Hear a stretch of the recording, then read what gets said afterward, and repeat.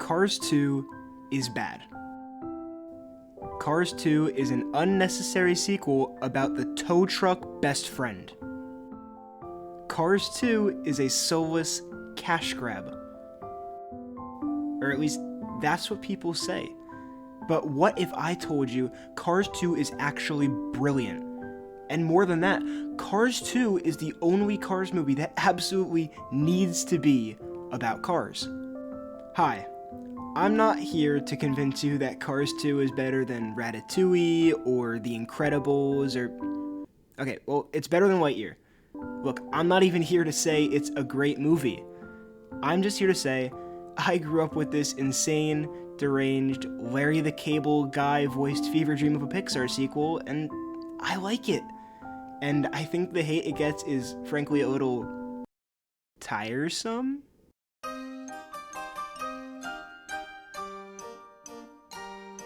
Alright, let's be real. The Cars universe has always been a little iffy. Like, who built the roads? Why do they have door handles if they don't have hands? Are the Pope Mobile and the Pope car both sentient? These are valid questions, and Pixar's never given us satisfying answers. But Cars 2? Cars 2 doesn't ignore how weird this world is, it leans into it. Let's start with something simple. Cars 1 and Cars 3 could be about literally anything. Cowboys, tennis pros, sentient microwaves, it doesn't matter. The core story still works.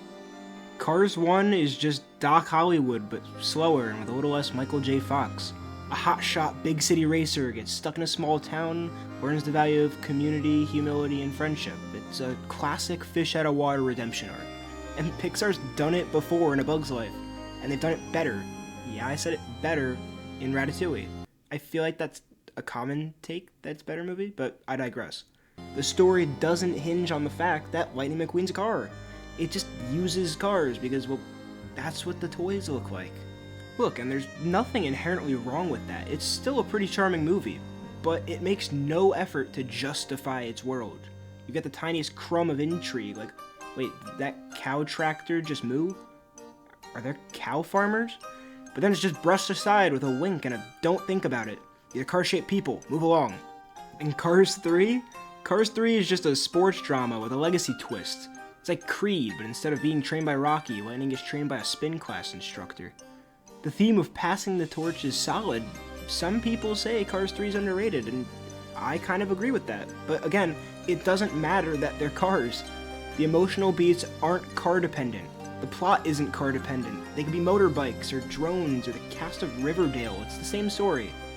But then there's Cars 2. Cars 2 looked at this nice, grounded franchise and said, yeah, heartfelt life lessons, but want to see Mater kill a guy? And then suddenly, the fact that they're cars starts to matter. Not just because of the spy gadgets or the action sequences, but because Cars 2 decides to turn the spotlight on the world itself. It leans into the absurdity, it asks questions. It builds a narrative that only makes sense if you actually explore what it means for this to be a society of sentient cars. And whether or not it succeeds in doing that, at least it tries. Which brings us to part 2. So Cars 1 and 3 could have been about anything. People, toys, even tractors. And the emotional core would still work. But Cars 2? No. Cars 2 needs to be about sentient cars. In fact, it might be the only one of the three that actually justifies the bizarre carified world of the franchise. Because Cars 2 is a spy thriller. And not just a spy thriller, but one where everything about being a car actually matters to the plot. Let's break that down. Right off the bat, Cars 2 fully embraces the spy movie tropes. High-speed chases, explosions, a convoluted international conspiracy, a suave British agent with secret gadgets. It's basically Mission Vehicular Impossible. But here's the key. It doesn't just slap car skins onto a human spy's story. It actually reshapes the genre to fit the rules of the sentient car universe. Guns are built into the cars. There's no Q handing you a watch that shoots lasers. You are the laser. The disguises aren't tuxedos and wigs, they're literal paint jobs and different builds. Even the fight choreography is customized for cars. No punches or judo throws, just ramming, tire flips, and engine-powered stunts. There's something genuinely creative about the way Cars 2 retools the James Bond formula for a world where no one has arms. It takes a genre built on human cleverness and agility and rewires it to work in a world where picking up a phone is basically impossible. That's not lazy writing, that's just clever world building. This isn't just about the action scenes either. The entire mystery that drives the film's plot, it only works if the characters are cars. The core conflict is about a new alternative fuel, Allanol, that's supposedly eco-friendly, but is actually being sabotaged by a shadowy group of lemon cars, i.e. old defective models, who want to discredit green energy and make the world dependent on oil again. The twist? The bad guys are actually using an electromagnetic pulse device that causes engines running Allanol to explode. Alright, let's pause here. This is car-specific sci-fi terrorism. You couldn't tell this story in a world of people. Nobody's chest explodes if you hit him with an EMP. But for cars? That's like a weaponized recall notice. It's body horror and corporate espionage all in one. And this car-centric plot doesn't just exist in the background, it's every key story beat. Mater's mistaken identity, the espionage tech, the villain's motivations, all rely on the fact that this world is filled with living vehicles. That's why Cars 2, for all its goofiness, feels more logically consistent than its siblings. It uses the rules of its world to tell a story that couldn't exist anywhere else.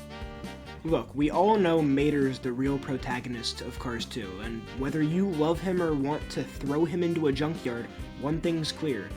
He works better in a world full of cars. In a human story, Mater would be that guy who still uses dial-up internet and thinks crop circles are real.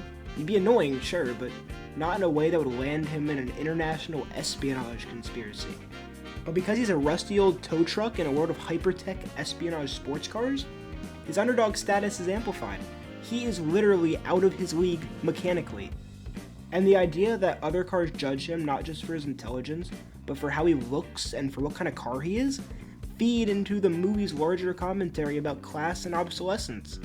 It's subtle. Okay, maybe not that subtle, but it's there. Another important thing to look at for this movie is the satirical global politics that use cars instead of people. You've got national stereotypes attached to different car models, a World Grand Prix that's clearly a front for global oil conspiracies, and a shadow war between big oil and clean energy playing out across countries like Italy, Japan, and the UK. All of it's carified, sure, but it's also a reflection of real-world global tensions, filtered through the glossy paint job of Pixar. Is it absurd? Yes, but it's also weirdly clever. By turning this world into one where cars rule the planet, Cars 2 is able to satirize our obsession with oil, the weaponization of green tech, and even how society treats lemons as disposable, all without ever needing to show a human face. In short, Cars 2 is the only movie in the trilogy that actually needs to be about cars. It uses the medium as the message. Is it messy? Definitely. Is it tonally confused? Yeah, kind of. But is it lazy or pointless? Absolutely not. This brings us to part 3. Does that make it better? Because even if Cars 2 has the best world building of the trilogy, does that actually save it?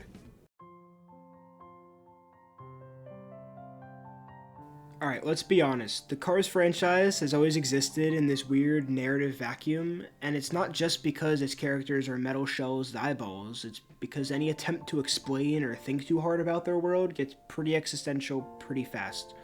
Who built the roads? Why do they have door handles? Why are the houses in Radiator Springs cones but they're normal flats in London? Did they inherit human culture or replace it? Most people would say, it's just a kid's movie, don't overthink it. But Cars 2 almost dares you to do so.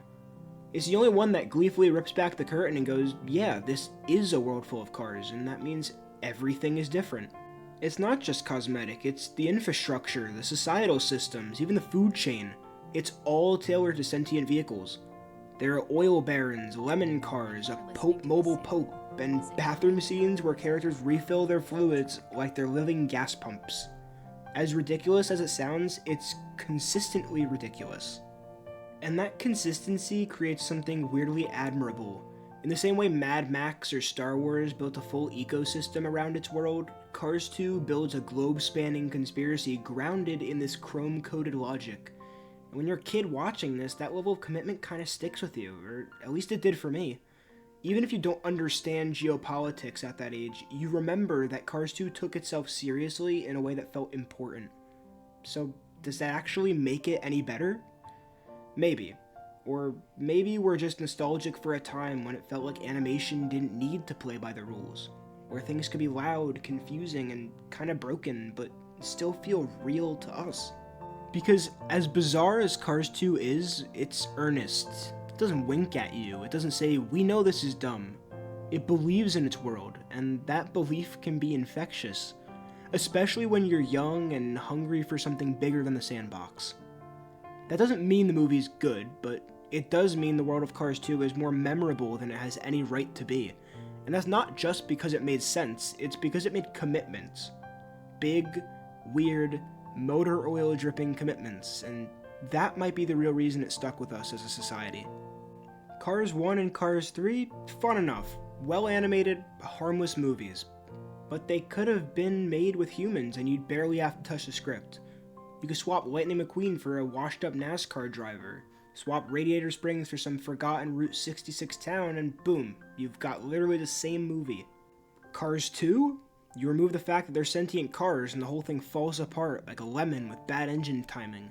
The spy gadgets, the car-specific espionage, the literal fuel economy conspiracy, it needs them to be cars. It uses its own weirdness as a foundation, not an afterthought. And maybe that's why it sticks with me. Not because it's flawless, it isn't. Not because it's universally loved, the Academy has shown it's definitely not.